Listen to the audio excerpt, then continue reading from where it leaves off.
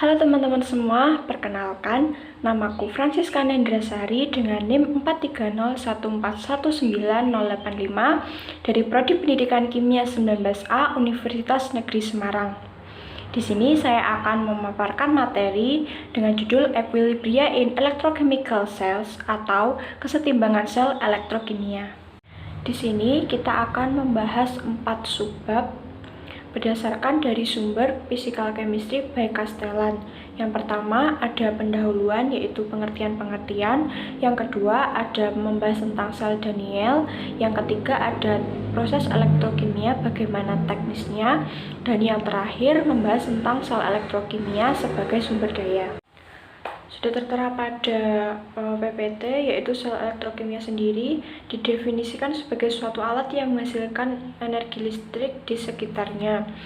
Nah, kerja yang dihasilkan itu kurang dari atau sama dengan energi Gibbs. Yang selanjutnya adalah potensial listrik suatu titik, didefinisikan sebagai suatu usaha yang dikeluarkan untuk membawa muatan positif satuan dari tak terhingga, di mana potensial listriknya 0 ke titik yang bersangkutan, atau W per G. Selanjutnya kita akan bahas tentang sel Daniell. Nah, sel Daniell sendiri sudah tertera di PPT, di mana ada sel elektrokimia Zn dan juga Cu yang dihubungkan dengan jembatan garam dengan diagram sel seperti berikut. Sel kimia pada gambar tersebut itu terdiri dari dua sistem elektroda setengah sel yang dipisahkan oleh jembatan garam, mencegah dua solusi itu bercampuran dan juga tetapi tetap memungkinkan buat arus itu mengalir. Setiap setengah sel itu terdiri dari logam, yaitu seng dan juga tembaga, yang direndam dalam larutan garam logam yang sangat larut seperti ZnSO4 atau CuSO4. Elektroda dihubungkan ke bagian luar oleh kedua platinum. Kita asumsikan bahwa saklar di sirkuit eksternal terbuka dan kesetimbangan elektrokimia lokal itu ditetapkan pada batas fase dan dalam fase yang curah pada interface PT1Zn dan juga CuPT2. Kesetimbangan ditentukan oleh lintasan bebas elektron yang melintasi interface. Kondisi kesetimbangan pada interface ini itu terdapat di persamaan yang pertama.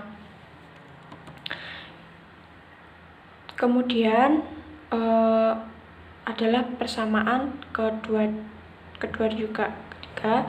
Yang selanjutnya di mana potensial 1 dan juga potensial 2 itu merupakan potensial kedua keping platina dan juga Zn yang merupakan potensial elektroda seng yang kontak langsung dengan larutan yang mengandung ion seng. Nah, perbedaan potensial setiap sel itu ditentukan oleh potensial sel yang kanan dikurangi potensial sel yang sebelah kiri. Seperti yang tertera pada gambar, ketika kita menghubungkan dua kabel platinum melewati 1 ampere meter, itu dapat kita lihat di mana beberapa Zn itu terlarut.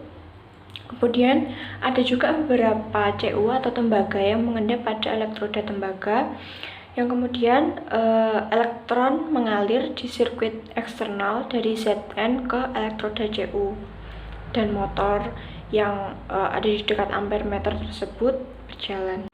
Adapun perubahan sel elektroda pada saat reaksi, yang pertama itu di elektroda sebelah kiri, Zn itu menjadi Zn2 positif dan 2 elektron Zn. Di sirkuit eksternal sendiri itu ada 2 elektron Zn menjadi 2 elektron Cu. Yang selanjutnya elektron sebelah kanan itu Cu2 positif tambah 2 elektron Cu menjadi Cus atau dalam bentuk padatan solid. Kemudian reaksi keseluruhannya itu Zn plus Cu2 positif menjadi Zn2 positif plus Cu. Sebab selanjutnya adalah teknis proses elektrokimia yang secara alamiah dibagi menjadi dua, yaitu proses yang menghabiskan daya dan juga proses yang menghasilkan daya. Yang selanjutnya adalah zat-zat yang dihasilkan baik di anoda maupun katoda. Yang di katoda sendiri itu adalah hidrogen dan natrium hidroksida dalam elektrolisis air garam. aluminium, magnesium, logam, alkali, dan alkali tanah dalam elektrolisis garam cair. Nah, proses katolik yang penting itu adalah electroplating dan juga electrorefining. Yang selanjutnya adalah zat yang dihasilkan di anoda. Yang pertama adalah oksigen dalam elektrolisis air.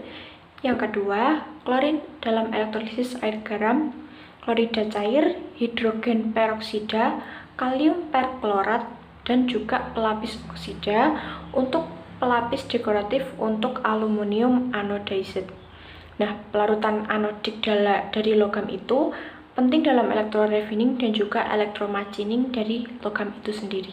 Subbab yang terakhir yang akan kita bahas yaitu sel elektrokimia sebagai sumber daya.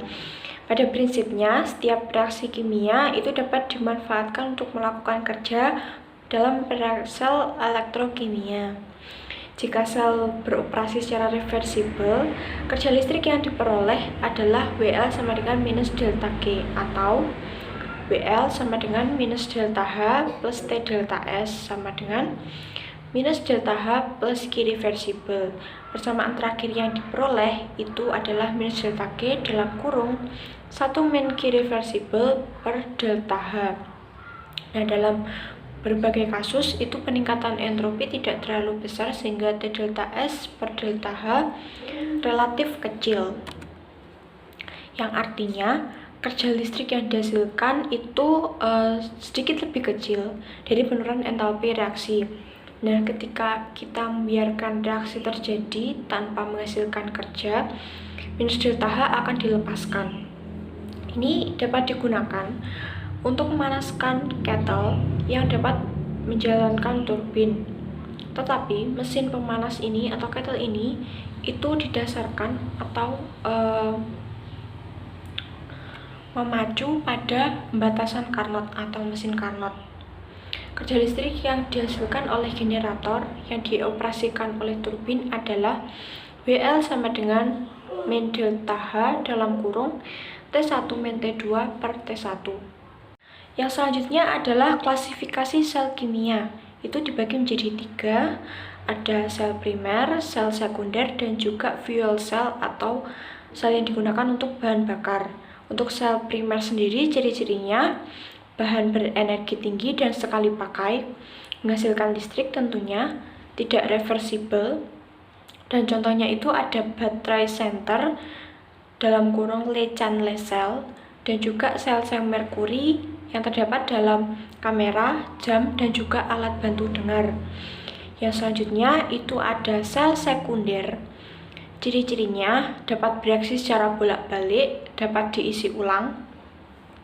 Contohnya itu ada baterai penyimpanan timbal dalam mobil, sel Edison, dan juga sel isi ulang nikel kadmium dalam kalkulator dan lampu flash.